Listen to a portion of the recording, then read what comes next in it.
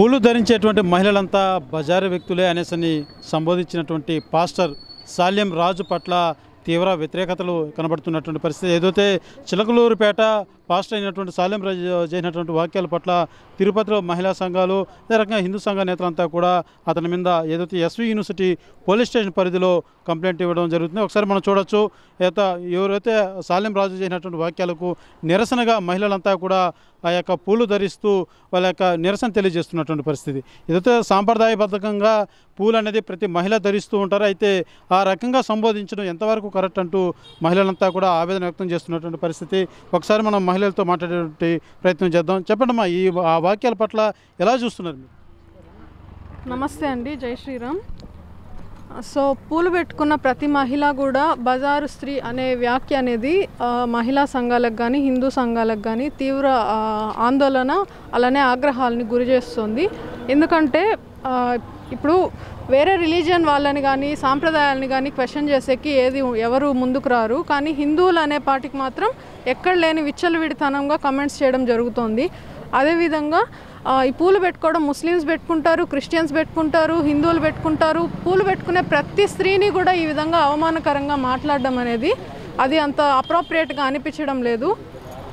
ఈ మధ్య కాలంలోనే బొట్టు పెట్టుకునే మగవాళ్ళందరినీ మీకు మొగుళ్ళు ఎవరు అని అడగడం జరిగింది. ఆ సంఘటన మర్చిపోకముందే ఇప్పుడు పూలు పెట్టుకునే ఆడవాళ్ళని మీరు బజార్ వాళ్ళు అన్నట్లుగా కమెంట్స్ చేయడం అనేది దీన్ని మేము తీవ్రంగా వ్యతిరేకించాలి అని చెప్పి ఇక్కడ ఎస్వి యూనివర్సిటీ పోలీస్ స్టేషన్లో కంప్లైంట్ రైజ్ చేయడానికి వచ్చామండి.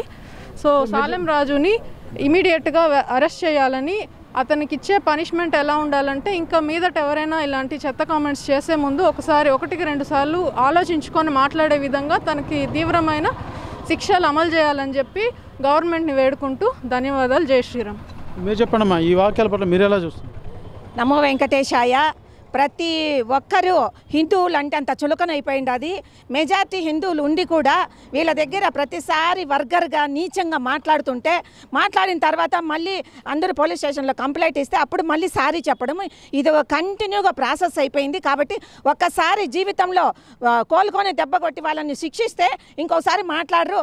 మీ అమ్మ పెట్టుకుంటుంది, మీ కుటుంబ సభ్యులు పెట్టుకుంటారు. చచ్చినా పూలు కావాలి, బ్రతికినా పూలు కావాలి. ఈ విధంగా మాట్లాడేది విధంగా మీరు ముఖ్యంగా గవర్నమెంట్ ఒక ప్రాసెస్, ఒక జీవో తీసుకొని వస్తే, పవన్ గారు మీరు అన్నారు హిందూ ధర్మానికి ఒక జీవో కావాలని, అలాగే మన హిందూ ధర్మం అంటే కూడా కనీసం సినిమాలలో పాటలు కూడా వర్గర్గా దేవుడి మీద తీస్తున్నారు. కాబట్టి మన హిందూ ధర్మానికి వచ్చేటప్పటికి ఒక చట్టం తీసుకొచ్చేసి జీవితంలో ఒకరు మాట్లాడుకోకుండా మాకు సారీలు వద్దండి, వాళ్ళని కఠినంగా శిక్షించి, మేము ఒకరి మతం జోలికి వెళ్ళము, హిందువులు ఎవరి జోలికి వెళ్ళరు, వాళ్ళకి చాలా పనులు ఉన్నాయి. హిందూ ధర్మంలో ఒకటి ఉంది, సర్వే జన సుఖినో భవంతు ఉంది. అందరినీ ఒకటే దృష్టితో చూడాలనుకుంటే వీళ్ళు మాత్రము విభజించి వేరుబద్ధంగా చూసి ఉగ్రవాదాన్ని ప్రేరేపించేటట్లుగా ఉంటుంది తప్ప వీళ్ళు సామరస్యంగా పదామనే మాట లేదు. కనుక అతన్ని ఇంకొకసారి ఎవరే కూడా మాట్లాడుకోకుండా కఠినంగా సామ్యం రాజును ఖచ్చితంగా ఇమీడియట్గా అరెస్ట్ చేసి శిక్షించారంటే, ఒకరిని శిక్షించి జీవితాంతం జైలు శిక్ష విధించారంటే రెండోసారి ఎవరు మాట్లాడరు. మేము విధంగా రోడ్డుపైకి రానే అవసరం కూడా మాకుండదు. చెప్పండి, గతంలో కూడా ఇదే తరహైనటువంటి కొంతమంది వాక్యాలు చేయడం, మళ్ళీ సారీ చెప్పడం కూడా జరిగింది.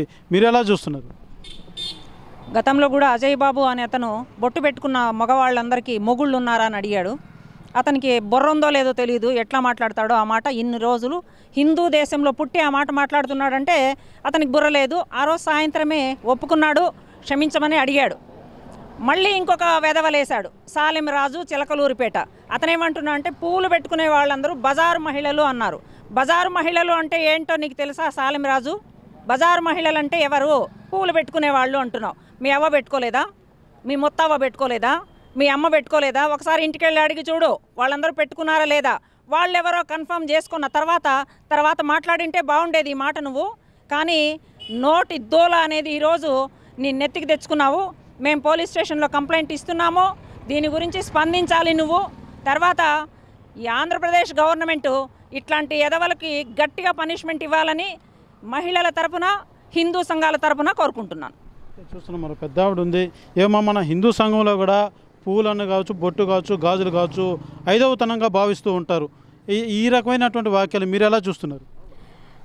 ఇది కేవలము ఈ రాజకీయ నాయకుల సపోర్ట్ చూసుకొని పోలీస్ వాళ్ళు ఏ యాక్షన్ తీసుకొని దానివల్ల ఈ అన్ని మతస్థులు ఇలా మాట్లాడుతున్న మన హిందూ ధర్మాన్ని, అదే వేరే మతం ఉన్నాయి, ముస్లిం మతం కానీ క్రిస్టియన్ మతం కానీ ఎవరైనా ధైర్యంగా ఒక కామెంట్ చేయండి ఏమి జరుగుతుందో, వెంటనే యాక్షన్ తీసుకుంటారు. వాళ్ళందరూ కలిసికట్టుగా వచ్చి దాన్ని ఖండిస్తారు.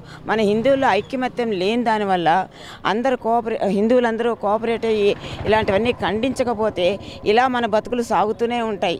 మన హిందువులందరికీ ఇలానే అవమానాలు జరుగుతూనే ఉంటాయి. ఈ హిందూ ధర్మాన్నే కాదు మన దేవుళ్ళను విగ్రహాలను కూడా వాళ్ళు నరికినప్పుడు మా మత స్థిమితం లేదని కొట్టిపడేశారు. ఈరోజు ఏమంటే ఇలా మాట్లాడితే అసలు రాజకీయ నాయకులు ఏమీ పట్టించుకోకుండా పోవడము, పోలీసులు ఏమీ యాక్షన్ తీసుకొని దానివల్లే వీళ్ళు ఇట్లా విర్రవీగి మాట్లాడుతున్నారు. కాబట్టి గవర్నమెంట్ను ఈ పోలీసు వాళ్ళను అడిగేది ఒక్కటే, వాడిని సాలెం రాజు గారిని వెంటనే అరెస్ట్ చేసి ఆయన అరెస్ట్ చేసి ఇచ్చిన పనిష్మెంట్ మళ్ళీ ఇంకొకటి ఏమీ మాట్లాడకుండా ఉండేలాగా శిక్ష ఉండాలి. ఊరికే సారీ చెప్పడము పోవడము ఇది కాదు. సో గవర్నమెంట్ను అడిగేది వెంటనే రాజును అరెస్ట్ చేయమని కోరుకుంటున్నాను. చూస్తున్నాం మన ఏదైతే భారతదేశంలో అనేక జాతులు అనేక సంస్కృతులు కలిగినటువంటి లక్షణాలు కలిగినటువంటి భారతదేశంలో ఎవరు మతం వారి గొప్పగా ఉంటుంది. అయితే ఇతర మతాలను కించపరిచేలాగానో ఇతర వ్యక్తులను కించపరిచేలాగానో వాక్యాలు అన్నది లేనిపోయిన దుమారం లేగేటువంటి పరిస్థితులు ఉంటుంది. దీన్ని ఏ రకంగా చూడాలంటారు? ఇది ఖచ్చితంగా మతోన్మాదం భారతదేశంలో ఉన్నటువంటి ప్రజల మధ్య ఏకమవుతున్నటువంటి హిందువుల మధ్య ఘర్షణ లేపడానికి ఇది ఖచ్చితంగా మత రాజకీయం అనే చెప్పాలి. ఇది మతోన్మాదం అని చెప్పాలి. ఎందుకురా అంటే వీడు అన్నది కేవలం ఒక హిందువులే కాదు, ముస్లింలు కూడా టార్గెట్ చేశాడు. అట్ ది సేమ్ టైము వీడు వాడి తల్లినే, అంటే ఇతను ఎవరినైతే పూజిస్తున్నాడు యేసుక్రీస్తు మా దేవుడు అంటున్నాడో ఆ దేవుడిని కన్నా తల్లిని కూడా వీడు బజారు స్త్రీ అని అన్నాడు. ఎందుకురా అంటే ఆ తల్లికి ఆ మేరీ మాత అనే ఆమె ఎవరైతే ఉందో ఆమెకి గుణదల్లో ఒక గుడి కట్టి పవిత్ర మందిరం అని చెప్పి ఆమెని మల్లెపూలతో డెకరేట్ చేసి ఊరేగిస్తారు. అంటే మేరీ మాత కూడా మల్లెపూలు పెట్టాడు. అంటే వీడు యేసుక్రీస్తు తల్లిని కూడా బజారు స్త్రీ అని అన్నాడు. వీడు ఎవరిని వదిలిపెట్టలేదు, ప్రతి స్త్రీని వీడు బజారు స్త్రీ అని అన్నాడు. ఇంకా ముఖ్యంగా చెప్పాలంటే ఈ మల్లెపూలని ముస్లిమ్స్ చాలా అధికంగా వాడతారు. ఎక్కడ పెళ్ళిళ్ళల్లో వాళ్ళ తలకు ధరించేదంతా మొత్తం మల్లెపూలే. మల్లెపూలు వాడే వాళ్ళందరూ బజారు స్త్రీలు. అంటే మొగోళ్ళతో పాటు ముస్లింలలో మొగోళ్ళతో పాటు అన్నాడు ఇతను. మగవారు కూడా ముఖానికి వేసుకున్న దాంట్లో మల్లెపూలతో డెకరేట్ చేసుకుంటారు. ఇట్లాంటి నికృష్టమైనటువంటి విధవ ఇంతవరకు తిరుగుతున్నాడు స్వేచ్ఛగా చిలకలూరుపేటలో అంటేనే నేను బాధపడుతున్నా, సిగ్గుపడుతున్నా ఒక హిందువుగా. అయ్యా మొన్న సాక్షి పేపర్ ఒక సాక్షి టీవీలో అమరావతిలో మహిళల్ని వేసలాడిన దానికి మొత్తం రాష్ట్రం అంతా మహిళలు లేశారు. ఈరోజు ఏమైనారమ్మా, ఒక అమరావతినే కాదు యావత్ ప్రపంచంలో ఉన్న ప్రతి స్త్రీని వీడు వేసా అని అన్నాడు ఈ సాలెం రాజు అనే ఒక విధవ. అయ్యా చంద్రబాబు నాయుడు గారు, ఈరోజు పేపర్లో చూశాను మీ మీద ఏదో అనుచిత వ్యాఖ్యలు చేశాడని ఒక అతను అరెస్ట్ చేశారు అని. అయ్యా చంద్రబాబు నాయుడు గారు, మీరు కన్న తల్లిని దేవత లాంటి మన భువనేశ్వర అమ్మగారిని, మీ బిడ్డల్ని, కోడల్ని వీళ్ళందరూ కూడా పూలు పెట్టుకుంటారు కదా, వీళ్ళందరూ అన్న మాటే కదా అతను అన్నది. ఎందుకు అతను వదిలేశారు మీరు? పవన్ కళ్యాణ్ గారు, మీరు సనాతన ధర్మం అన్నారు, మీరు వాడున్నారు పూలు. ఇంట్లో మీ తల్లిగారిని అడగండి, వదిలిని అడగండి, మీ బిడ్డల్ని అడగండి.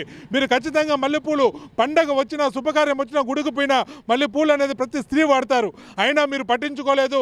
నేను గౌరవనీయ డీజీపీ గారిని కూడా అడుగుతున్నా, సుప్రీంకోర్టు చీఫ్ జస్టిస్ గారిని కూడా అడుగుతున్నా, అయ్యా మీ ఇళ్ళలో స్త్రీలు కూడా పూలు వాడతారు కదా, మీ ఇళ్ళలో స్త్రీలు కూడా బజారు మనుషులా?